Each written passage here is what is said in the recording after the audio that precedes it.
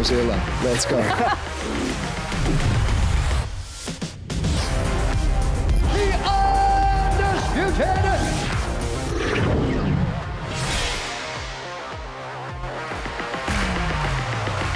Coming up, Dan Hooker gives Charles Oliveira his flowers after his performance in Rio. The lightweight division is a better place with Charles Oliveira back in that mix. The heavyweights are back. We go head-to-head with the champ Tom Aspinall and Cyril Gane for UFC 321. And our exclusive interview with welterweight champion JDM ahead of the biggest fight of his career. Kia rite mai. Live from Farmácia Arena here in Rio de Janeiro, Brazil. The judges are ready. The fighters are ready. The world is ready. Rio, vamos fazer barulho!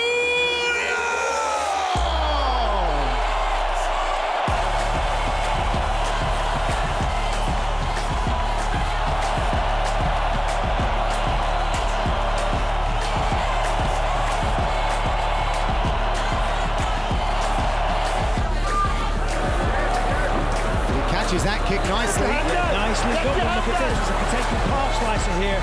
Nicely done by Khan Offley. Adjustments made by Offley. It's fully in now. He gets the tap. And I came in here back against the wall, underdog. Hey, shut up. Shut up, I'm talking. Hey, look, I just want to say Brazil. Hey, Brazil. I love you guys. Obrigado.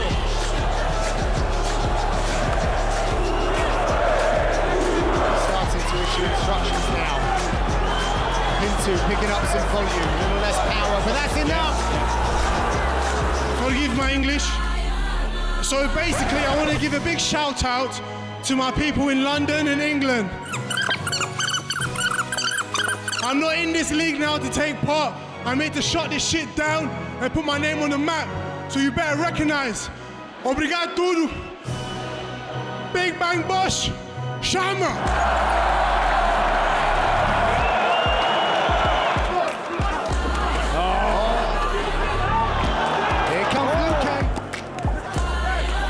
Ooh, that's a nice combination.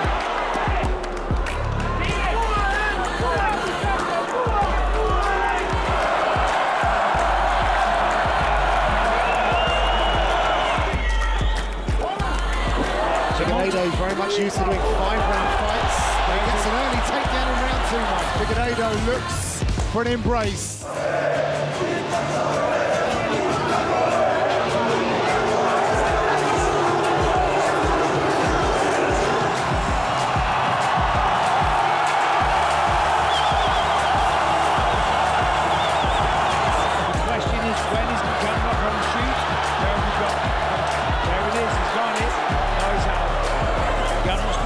Controlling the legs.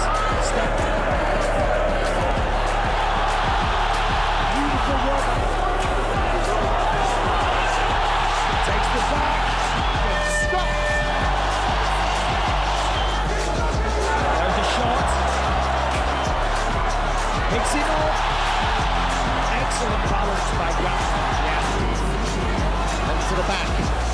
Goes Oliveira.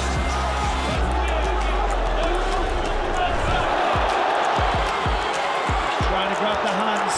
And again! And another! And another! Charles Oliveira extends his records. A huge win at home. Unbelievable. Oliveira gets it done once again and does it in style. Kia ora e te iwi no mai hara mai ki UFC on Sky Koravinda huni a tōku ingoa, and joining me, Dan Hooker. Kia ora e hoa. Kia ora. Kia ora, look, you're looking a little tired today. I understand training is going well for you. Training must be going good. I definitely know what being tired feels like. It's like, I see Naman, he's like, I'm going to make him tired. I'm like, I'm always tired. I'm tired just sitting here, brother. So if you think making me feel like I feel every single day is going to change anything, I don't think so, sir. Yeah, look, and we've spoken about it before. The last time we saw you in action was Perth last year. How is it to be back in fight camp training at this intensity for you? Yeah, it's good. It's just like Groundhog Day when you're on fight camp. Like, I know it seems far away when everyone kind of says 8 weeks, but then you kind of put your head down and just train, sleep, eat, train, sleep, eat. You lose those times very quickly. So it's just, but I feel like I'm in a good place now. I feel like I'm fit. I'm definitely fit enough to fight, and I definitely feel like the frame's there, everything's there. Now in the fight, it's just getting repetitions, like just repeating that same process day in, day out. So then it's very familiar on fight day. Yeah, look, I'll get a little... I mean, we're going to talk more about it as the weeks roll by and your fight gets closer. But I mean, what does this fight mean to you in terms of, the magnitude of success here means a title fight? Yeah, title fight. Yeah, just makes everyone shush, I guess. Like you've got, obviously with the amount of time off and the landscape changes and you get a lot of people coming in. The longer amount of time you take off, the more people that chime in and doubt and stuff like that and have their questions. And I feel like you beat Arman Sarukian, just everyone has to shush and they have to give me a title shot. It's kind of just forcing everyone's hands. Yeah, and I mean, it kind of happened the same as in Perth when you faced Mateusz Gamrot. We watched him in action against Charles Oliveira at the weekend and obviously not successful there. Charles Oliveira coming out, obviously the king of Rio, getting great success over Gamrot. I just wanted to ask you, was this the way you thought this fight might go? Yeah, smoked him. Just ate him up. Initially I just thought the Rafael Fiziev fight was going to be a difficult fight, dangerous counter striker with knockout punches, and just a very, very hard guy to get on the ground. Gamrot's an entirely different beast. That's a guy that's going to shoot takedowns on you, and obviously, like early on in the fight, round one, when everyone's dry. In Rio, short notice, it was going to be a huge ask, especially for a guy like Gamrot who's not a finisher or a dangerous one-shot striker or even like a real... He's a grinder, right? And a grinder's biggest weapon is cardio, I guess. And if you're flying from Poland on 2 weeks' notice, so he would have trained for about a week to get ready for that fight. So it was a huge ask, and he really couldn't adjust. He looked like he was just blowing after that sprint out to the cage, really. There's 5 minutes in, and the cover looked like he was huffing and puffing, turning pink and blowing. So it was but obviously like a huge gamble for Charles to take that fight only 3.5 months after such a devastating knockout. But man, back in the mix and back in the mix in a big way. Gamrot's never been finished, and to throw him back in the mix. And it looks like they're going to do Charlie Olives versus Holloway for the BMF. I heard rumblings that they were trying to do that fight before Charles got back in the win column. So obviously now that fight is head and shoulders. I don't feel like Ilya's a bit more careful about who he picks, and especially after such a big KO win over Charles. I doubt that they want to see that rematch for the undisputed title, but BMF title is obviously a huge fight. Charles Oliveira versus Max Holloway for the BMF is a massive fight for the UFC, and obviously him coming off of a huge win just adds to the steam of that. What are your thoughts on, we've spoken about the BMF title and like the brief that is, the BMF title, the baddest mother effer, and that kind of comes with a little bit of, I don't know, like, do you think he is one of those guys that's a BMF? Oh, Charles Oliveira, just the amount of finishes that the guys has, most amount of finishes in the whole company, that's an easy sell for the UFC. Obviously, Max Holloway. They have a past Holloway beat Charles Oliveira many moons ago. many moons ago. Also a title fight. Yeah, so a very long time ago. You know what I mean? Times have changed. Obviously Charles Oliveira is a different beast than what we've seen him with mixed results at featherweight. He's obviously turned a huge corner. So yeah, that's an interesting fight. That's an exciting fight. That's a fight. It's good to see Charles back in the mix. It's definitely the lightweight division is a better place with Charles Oliveira on a win, especially a finish, and back in that mix. Yeah, because when you think about Charles Oliveira, he is celebrating 15 years in the UFC this year. He was on the card you debuted on here in Auckland. He has been around for the longest time. I think probably one of the longest reigning lightweights in the top 15 right now. Yeah, I expect big things. I like that fight with Holloway. He beats Holloway, then he's obviously the going to fight for the undisputed championship. I just cross my fingers and hope that it turns out that way, and then we can unify those titles, with the BMF title and the undisputed title. Because, even talking about Charles Oliveira in terms of, I think he's 4th in the rankings right now, this is a possible opponent for you in the future as well. We have mentioned this before in the past as well, that this could be a likely scenario. Would love it. Would love it. With bells on. Obviously, you're back in training, the more, the fitter you get, the more confident you get as a fighter. Like, the more hours you spend in the gym, that confidence just builds and grows. So I'm feeling pretty confident for myself at the moment.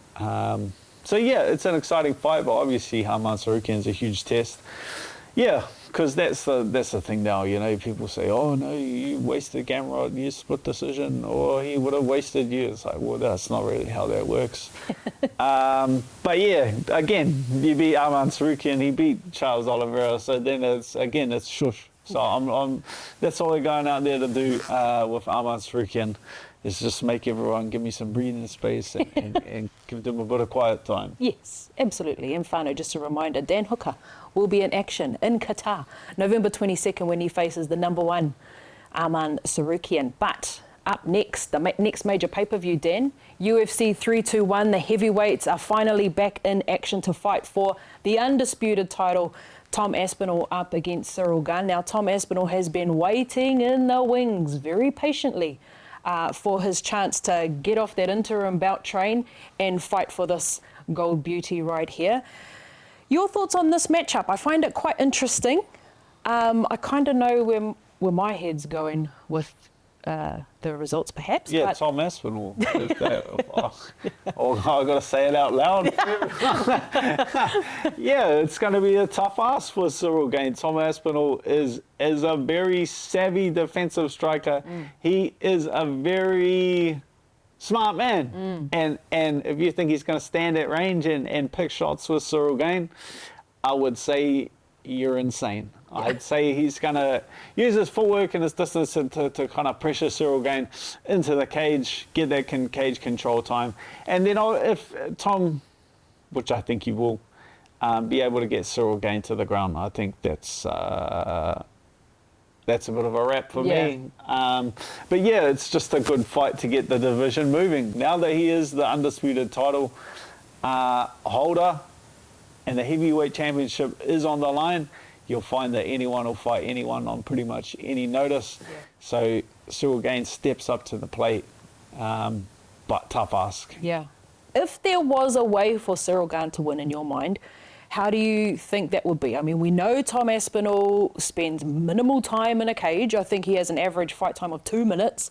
He's only ever, in his 10 or so fights, come out of the first round once. How does Cyril Gane, in theory, stop Tom Aspinall? In theory, keep it at range, keep out in the open, obviously man the centre of the cage and keep his back as far away from that black line as we call it. There's a little black line about just over a metre off the cage. He needs to keep his feet outside of that black line. He needs to keep his distance, and he needs to keep Tom Aspinall away from him. Obviously catch him coming in, knees, uppercuts, just going to be a tough ask, because the Tom Aspinall, like with that having so many quick finishes, there's not as much evidence, there's not as much video to watch. You know what I mean? Like a lot of these long reigning champions or guys that are successful at the highest level for a long period of time, bro, you get hours and hours and hours of them. The hardest thing about competing at that high level for a long period of time is you have to keep adjusting and showing new tools and showing new wrinkles in your game, because you just, at the highest level, it just becomes reading patterns. Guys do the same thing, or they tend to do the same things in these fights, and it's like a song. A pattern will eventually emerge, and that becomes predictable, and that becomes easy for opponents to read. Tom Aspinall hasn't really shown his pattern yet, or he hasn't really been able to show, because he's been able to have so many first-round finishes and get guys out of there so fast. So I feel like if anyone can hold that title, it'll be Tom Aspinall. Absolutely, yeah, it is going to. Because it is a hard one to hold. I think it's like one or two defenses, and I think 2 defenses, and you're now the longest reigning heavyweight champion of all time. Yeah, that's it. Very difficult. It's the hardest title to keep your hands on. Yeah, it is. It is, because any fight at any given time, one punch knockouts, right? And and he is the king of this. We haven't touched on yet that he hasn't been in the octagon for a while. Does this play a factor when you've been sitting on the sidelines for so long? Oh, yes and no. Yes and no. Obviously, to get yourself into title contention, or to have an interim title and to be crowned as the undisputed champion, putting fights in quick succession has its pros and cons. You obviously have a lot of time in the octagon. It's fresh in your mind. You remember what it's like to be out there in front of all those fans. But then you're also accumulating a lot of damage and wear and tear on your body. Getting that with all that wear and tear, and then having a year off to kind of let all those minor niggles and injuries recover can also be a favour. For me personally, sitting out the last year has been great. Obviously, still been in the gym, still training hard, but you can work on the stuff that you don't. When you're putting fight camp back to back to back, you have niggles and injuries and all these different things. You don't even have, you just have, and fight camp's like about getting fit. Fight camp's not really learning new tools and adding new things into your game and evolving and changing as a fighter. That's not really what fight camp is for. Fight camp is for getting sharp, getting fit, and getting physically prepared for a very specific opponent. So I feel like Tom Aspinall would have had that time off, and he is a guy that stays in the gym year round. So he would have been adding new wrinkles to his game and adding in new tools. So I'm excited to see what additions that he's made to his skill set. Yeah, and not to mention what this does for the heavyweight division. I mean, we talk about, when John Jones wasn't fighting, wasn't active and holding up the division, but that seemed to trickle down. We're only just kind of seeing the heavyweights come back on the scene and give us these fights that we long to see in the heavyweight division. So what do you think this is going to spark for the heavyweight division? Yeah, the championship definitely gets everything moving. It brings excitement to the division to have it on the line again.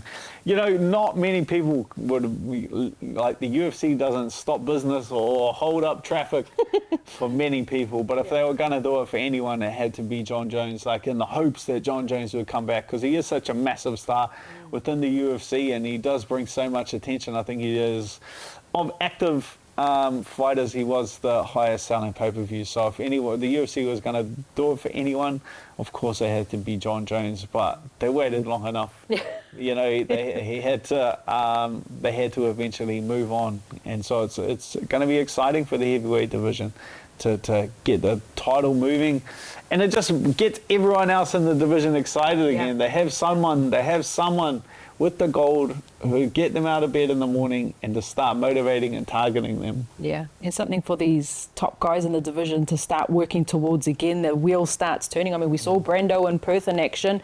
Heavyweights back up and running. Tai Tuivasa told us too. He wants back in early next year, hoping for Sydney, possibly in February. But yeah, it's an exciting time for our UFC heavyweights. Kind of moving on a little bit down the track, we've got Anzac champion Jack Della Maddalena will be having his title defense at UFC 322 at Madison Square Garden against Islam Makhachev, and we were lucky enough to catch up with him at Scrappy MMA. Take a seat. How are you? Good, thank you. Good to see you.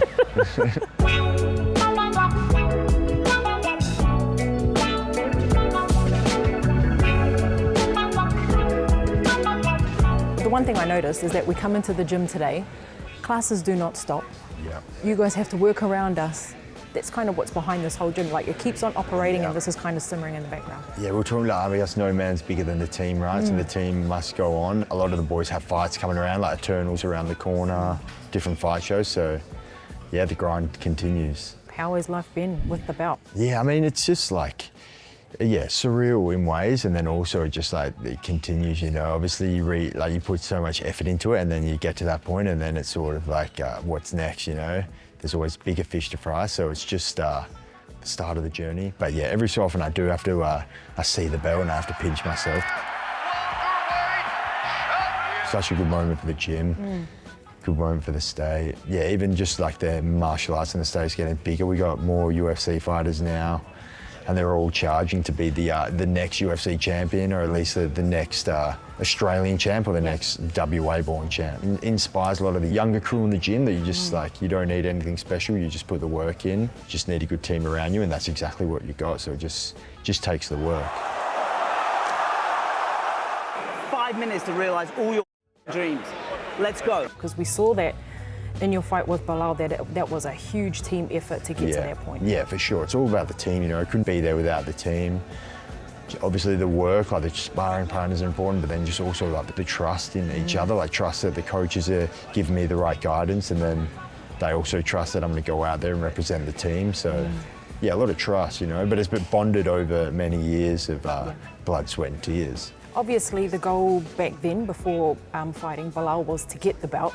How quickly did it take for you to click into, now we're climbing up the next mountain to defend it? I mean, it's always quick. Like, I think that night within like 2 days, it was already, like, I was pretty certain that the UFC would go in that Islam route. Like, the press conference, they started talking about what Islam said, and then spoke to Hunter and Dana. It was pretty obvious that's where they're going. Do you have any response to Islam? Come get it. Obviously, November's always been the MSG card. Even since my first UFC fight, I think I fought in February, and I always had my eyes on, like, I was like, how cool would that be? I always wanted to go to New York. So it has been on the bucket list of arenas to compete in, and what better way than defending the belt, the top slot, pound for pound #1. The plan is to blow the roof off MSG and stamp my case in the history books.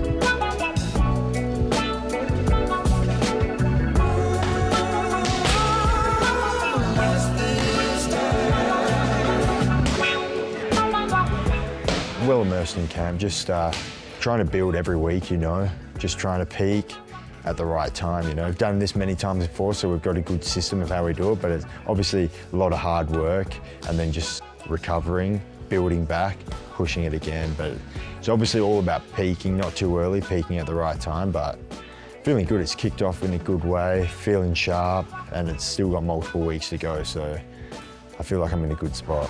Islam Makhachev has had some success against our Anzac fighters, Alexander Volkanovski, Dan Hooker. We're hoping that it will not be a three-peat of fighters in our region. Yeah, that's it. I'm gunning for it, you know. I really want to, obviously just for myself, but yeah, I want to get that win, you know. I'm going to get it back for the team.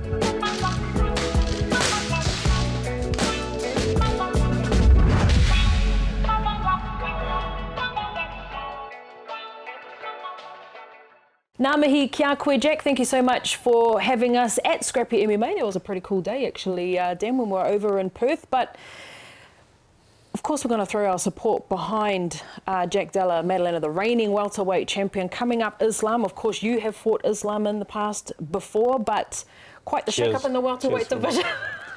Cheers for bringing that up. I'm sorry. Oh, Liv, you get over it. I know, you're already over it. But look, interesting matchup, this one. We saw Jack Della, you know, put Bilal Muhammad away to win that bout, and now he comes up against the wrestler that is Makhachev. Your kind of thoughts on this? We know that he's going hard in camp right now. Yeah, oh man, just very well prepared champion for Islam Makhachev. He's obviously, you know, has Craig Jones, who is obviously a master of jiu-jitsu, and he has an incredible skill set at countering the Dazakhstani style. You know, he sees quite a lot of flaws in their style, and he's helped Alex obviously prepare for Islam Makhachev in the past. So there's the camp here with Jack Della is very well prepared for fighting Islam Makhachev. You know, he is a guy, we see him like the fight with Bilal, he got a success. He had great success over a very similar opponent. He is a guy that will wrestle back and stand his ground, and he is a big, strong, legit welterweight. I've stood next to Jack Della, and ain't no way he's making lightweight, even if he cut one off one of his legs. You know what I mean? So huge ask for Islam. Credit to him for stepping up to the plate and coming up to welterweight. Definitely got my respect for being able to move up a weight class and fight Jack Della. Like, it's something that even, you know, the greatest lightweight of all time, Khabib, who never managed to chase that accomplishment in being a 2-division champion. So credit to him, but it's a huge ask. Obviously, we go with our boy Jack. We'll go with our boy Jack. So, Whānau, that fight, UFC 322, November the 16th, is at the annual event at Madison Square Garden. So exciting times ahead. Stay tuned, of course, to watch all of the updates. We will be catching up with Jack again as the fight gets closer. And then the following card is you, my friend. It's not a bad card. Oh, it's all happening. It's not a bad card. Those boys in Qatar must have a bit of money. Yeah, that's a great card. Well, speaking of Bilal, he's the co-main, right? Yeah. Well, Bilal, Ian Gary is the co-main event. I wouldn't mind. Nah, I want 5 rounds. I'm joking. You're dying for 5 rounds. I want a little 5-rounder with this Muppet. We'll get this one. I promised my dad, and he watches the show, I promised I would stop being mean. He said, stop picking on that Arman kid. I said, sorry, Dad. I'll stop picking on Arman for today. He's looking at me goofy as I talk to him right now. Don't do it. I'm trying. But yeah, I can't wait for 25 minutes to squeeze for 15.